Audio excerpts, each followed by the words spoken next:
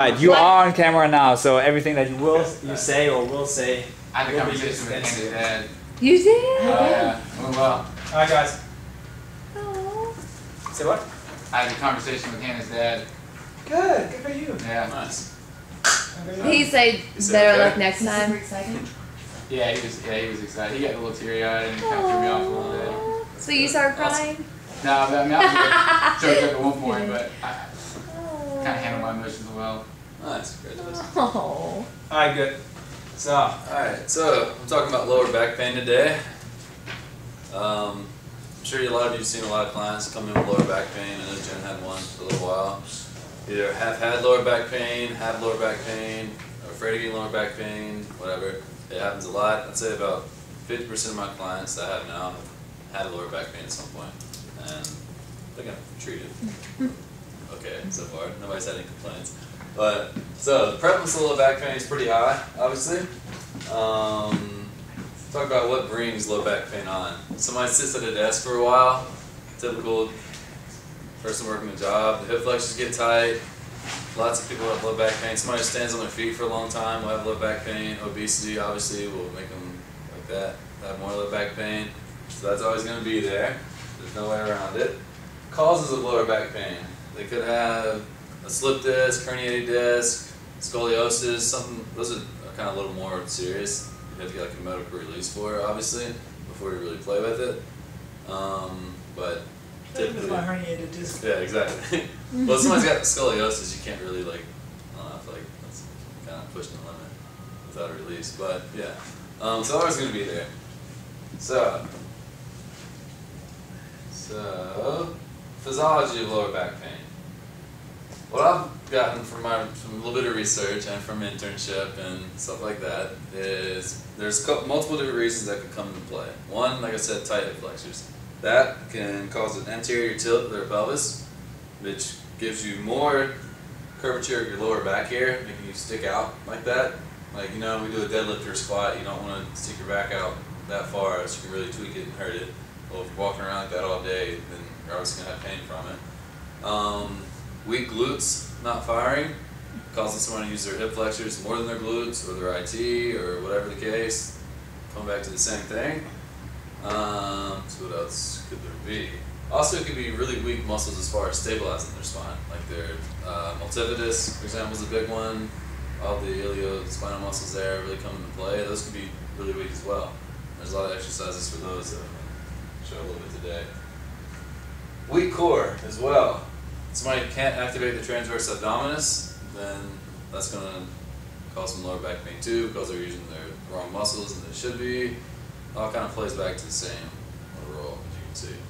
So, how do you treat it? You pretty much reverse everything bad they're doing, which typically, I would say, I mean, yeah, you're going to tailor the specific exercises to a specific client, judging on their weight, how comfortable they are doing them, and how good they are for them, but basically there's always going to be a typical little protocol, I feel like, for treating lower back pain. One, you want to strengthen the core, which by doing that, I find the best beginner exercises to be something like a plank, if they can do that. Obviously they're overweight, you're not going to want to do something like that. I know Michael went over a bunch of exercises with me and you that one day. A lot of those are really great. Like one, starting out, you have them just sit down on a bench or in a lunge position as you advance it, and just hold their arms straight out, and then press back and forth against their arms, keep them there, really get them to activate their core, and they'll get some postural exercise from it as well. Stuff like that I've done with a lot of clients. It works pretty well. You can progress that things like holding the yoga ball out and pressing that in and moving that around, causing them to keep it there. Just a little more core work going on.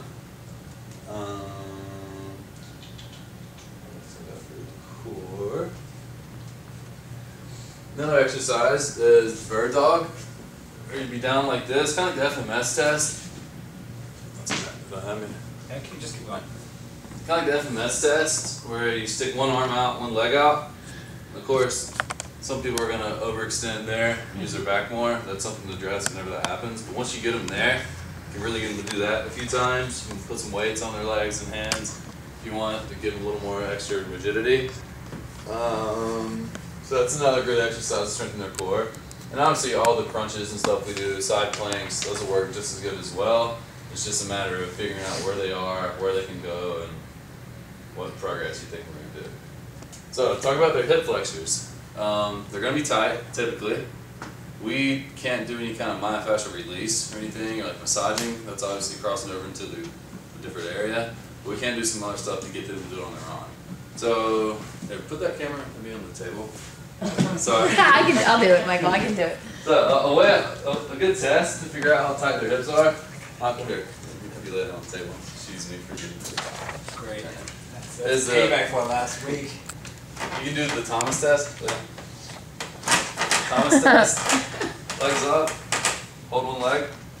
The same stretch we always do, but if somebody has a really tight hip, you can let their leg fall. With Michael, he's going to get obviously really low. When I did it with Diane, one of my clients with bad back pain, her leg stopped about right here, which is crazy tight. So obviously ways to get past that is the PNF stretching that we do to really get more flexibility out of it, curling the foot, all that good stuff, really helps to really lengthen it. I like to do those at the beginning of the exercise after they walk for a little bit, and then at the end for the first couple weeks or so, just to really lengthen them up for a little bit. I wouldn't say always use it because that kind of takes away from the training time, but it's good definitely to start out. Good. Come on. But that's a really good test to see where they're at as far as hip flexor flexibility. Another stretch you can have them do, one I got from Jonathan, where they're coming in lunge position right here. I'll get from this side. And get them to squeeze their glute, whichever leg's down, to push them forward, and then take whatever hand's on that side and reach over their body. As you do that, they'll feel the pull right there. And the hip flexor, which is something they can do on their own outside of here as well. So incorporating those in, really, I'm seeing some good stuff.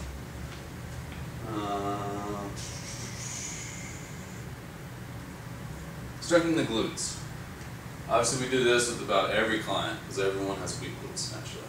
That handout I gave you is something I got from my internship where they did a study figuring out the best exercises as far as EMG activity to give the most glute max activity without using the tensor phosphate latte and the IT band. Those study those a little bit, I'm sure you've all used them before. I mean, they work pretty well. I see them about every day for rehab. They can work pretty good. You can progress them by increasing the level of the band, put them on the cable column for some stuff. I mean, obviously you can imagine what good stuff you can do there. So that's typically good for the warm-up, I've found. We'll go over a couple that I don't know if I've really seen that much. So obviously those on there are good. Another one I really like, once they get to a good level of, if they're kind of more fit, you can get them to come down on the side, like in a plank position. First one would be about right here on their knee, because not many people can do it the other way. Their leg straight, and then raising their leg, holding it for a little bit, and then coming back down. Always make sure they're leading with their heel, and they're coming up and not upping the hips up, or else you're just back to the problem. So lead with the heel like that. Once they get good at that, and they have good core strength, you can progress them up into a plank, and then hold it there, which is a little more difficult. But some can do it, some not. Something to progress into. So we got the hips, we got the glutes, we got the core. Next one we'll talk about is strengthening the lower back muscles, the multifidus. So you don't just, I wouldn't jump straight into it because that could just make the problem worse by making it stronger and shortening it. First I would say to stretch it out and lengthen it, like the child's pose is a good one for that. Baby face. With that, it's a good stretch. Anybody think any other good stretches for the lower back? Cat and cow. If you come into Cat and cow is together. Yeah. Cat cow. Cat cow. cat cow. You This come onto one? your hands and you. Oh, sorry. That's a good one as well. Like I'm making a dirty video. That's a good one as well. You're on there, so anything that you show on the floor right there, I can see on the video camera. Okay, good. And another good exercise that I found. As he walks over that way, it's great. Another great exercise I've seen a lot of for the lower back. Mike is just trying to get extra camera time. He didn't request Why me. don't you try to improve your agility? Oh yeah, exactly. This one's called the edge of bed multifidus. It really targets that specific muscle. I think you'll seen a couple people who've had doing this. But they start on the edge of the bed, right with their hips right on the edge, grab the table for support and pull their legs out. Then you can have them do variations. I like to start, drop one leg, drop the other leg, and bring them both up. And then switch it back the other way. 10, 20, however they can do. You can time it if you want. Go for as many as they can. Of course, there's a lot of different variations there. That, I feel like, has worked really well for Diane and for James, starting out in their warm-up. Obviously, if you have somebody who's really obese, you're not going to get to do that because it's really uncomfortable for them, but you can address that as you get to it. Another good one is really strengthening the glutes as well as doing that. If you see when they're doing this, that they're really using their lower back for it, like we talked about that one day, and it's also on the paper, you can have them come down like here, putting their elbows on there so you take their spine out, and then you can do one leg straight, flex the knee, lots of different variations of that as well. So that's another good one, I feel like. Anybody got any questions? Anything you want to add in? No, we're doing a Q&A at the end, so I've got a couple of questions I think we're going to ask at the end. Just why don't you just finish? Okay. Alright, so based on that, that's my typical, what I like to do for people with low back pain. Everybody's going to be different, better, worse, whatever, but that's what I feel like I've had pretty good success with so far. Nobody's had any really back pain since they started with me, so I think it's working pretty good so far. So what does work out for me? Question, answer. Actually, I do have a question. The one, it's called, in yoga it's called cloud pose, but you had your legs over your head. Does anyone feel pain when they do that? Some, I would say some would. I haven't had anybody yet, but I could see that causing pain. Baby pose. Oh. No. No, the one where your The one legs back go in up. there. When your legs are over your head and your head's on the floor. You mean Yeah. this? Yeah. Well, That's not more, what your legs are lifted. They're not around your head, they're straight over your You're gonna see the head. camera ready? Easy.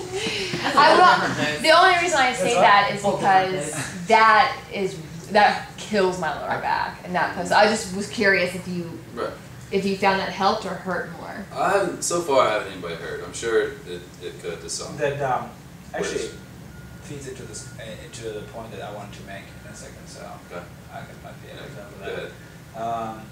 Some of the problems, like for a long time, they said people said, well, the lower back muscles tend to tighten up a lot, but I think about it this way: just because the hip flexors are tight doesn't necessarily mean the lower back muscles are tight. Right. Okay, and most people are in a sitting position. So what happens is, let me get that chair and I can show it here. Are you eating in front of the camera? So most of the time what happens is this. People sit like this.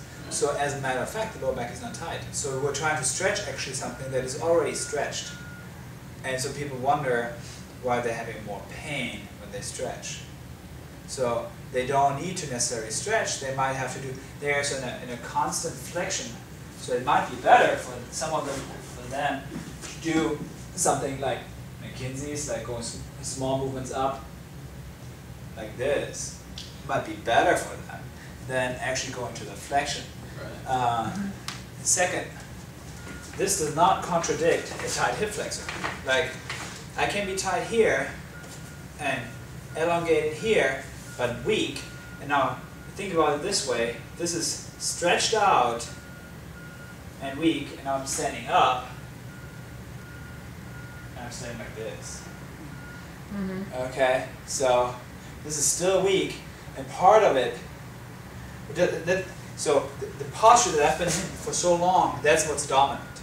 That's because most people sit most of the day nowadays. The average secretary covers throughout the whole day less than 1 mile. I mean, that's what you gotta look at. That she covers throughout the whole day less than 1 mile. 24 hours, she takes less than 1,600 steps. Okay, so does that make a little bit sense? So stretching might not be necessary, even though it might feel good at the time. But it's not necessary for a lot of people. Now, if you have somebody who really is tied there, that's a different story. But for a lot of people, that's not necessary. And so, if somebody like you're really flexible anyway. Now you're going to yoga pose. That's why I've always been saying yoga is great for our business. They're great for chiropractors too. Mm-hmm. Keep going, keep doing yoga, right? Because a lot of people are just hypermobile and they keep working that area and they're just making it worse. It gets really, really loosened up. Well, yeah, because that pose kills my back. Yeah. Well, and what I was gonna kind of go along with that too, like child's pose, I never feel any type of stretch in my back when I do child's pose at all. It never helps me. Yeah. Baby pose. Baby pose. I apologize. That's cute. I agree. You mean baby? Baby pose.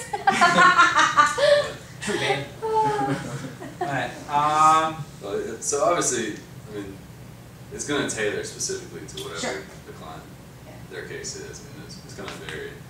But I agree with you. I mean, and I agree with something what he said earlier, like planks or like anti-rotational stuff should be that's really what I was looking for. That should word be all the time. really the I know I was just helping you out. So anti-rotational stuff and planks, like things that actually resist flexion, should be probably more important for that person than crunches. Crunches are not very functional. Okay. You can stay there. No, it's just something else too. Also, something else I wanted to show. So, don't know James a little bit and warm up. I mean, along with all that, with the kind of forward posture like that, a good thing to do is thoracic extension exercises, which is basically something like just laying back, taking a deep breath, then exhaling. It's going back to where it's not really hurting. The goal is to get all the way, but a typical person's not going to get about right there before they're getting pain. If I try to wrap Jen around that foam roller, Oh yeah, it hurts to look at you. well, no, it's not only that. Oh, It's so like it's your weird. torso is a whole lot shorter than his. Didn't make sense just because of height. I mean, so it's like you say, the goal I is thought to you were get all being around. sympathetic for a second. Oh, You're okay. just The goal's not to get all the way around. The goal is to. Yeah, which is the Always an point. insult. So, backhanded. so yeah, I think the he has a really good point. The thoracic spine mobility. I mean, that has been really a staple. I think we all have been doing at least some of it. Is really important for people who have back issues. You get again because Mm-hmm. Which, same thing for that. Another one's like mobility towards, like, that way. That's a good mobility too. I feel like, and then go over like that. Really loosen up the T-spine. And then there's a really flexible, you can get them to push it up. That's more loose, but. Yeah, Get to flex your bicep like that too. exactly. Yeah, that's For pretty our camera. camera time. Yeah. that was camera time. Yeah. Okay. There's the camera. Next the guns. Take off the shirt now. So I think we need to demonstrate some stuff over there. The camera follows me that way. Hey. Some abuse ball, it's not that Now my question is, are you representative of Charlotte exercise science or shape up? I didn't know. Screwed. What about you, Black What about Hoodie? you, Under Armour? Yeah. I got a shirt under here. At least I'm repping somebody. He's working undercover today. Alright, I think to sum it up, I think what, and you can correct me if I'm wrong. So basically, it obviously is a personalized approach, but one of the key factors is really get the hip active and get aside from the tensor fascia or the hip flexors, open up the hip if you can, the hip flexor if you have to, and then just strengthen the core. Sometimes be aware that obviously some exercises work both, like back and butt, but a lot of people will compensate it with the back for the hip. Does that make sense? So Yeah. they, like he said earlier in the bird dog exercise, a lot of people will compensate their back for the hip because they're just not able to activate it properly. So just when you work with a client, be specific of what you want. Don't look at it as a shotgun approach. And, well, I mean, he's working something right, you know, like. He's sweating. Yes. Well, works. the thing, but I mean, you would be surprised, you know, like you would be surprised at how often, and like I still see that when we work clients. I mean, like we have still ways to go when it comes to our clients' forms sometimes. I mean, we still do. I mean, so just be anal with your client, and if your client has a problem with that, it's like you're going to get hurt. You know, like I mean, that's like just something that is key there. Now. I appreciate it, kid, really do. Now, it was good stuff. On next week, We're gonna lead into my joint mobility and joint concentration. Look sounds at like you use the big word. yes, it's nice. Did you Alright. hurt yourself? I got this is my. It looks like business, but they're all party. You know?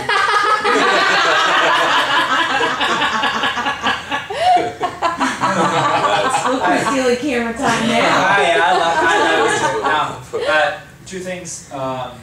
First of all, for all of us, we're now 6 trainers in here. Clean up your shit.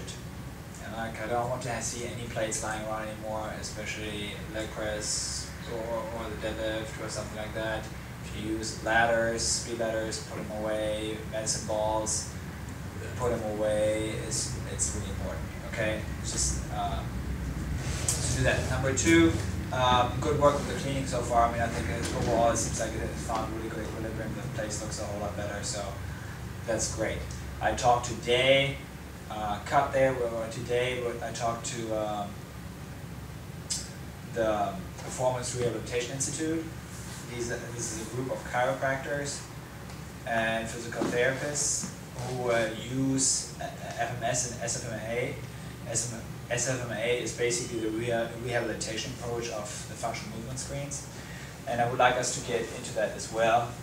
I would love for almost everybody to be certified, FMS certified by the end of this year.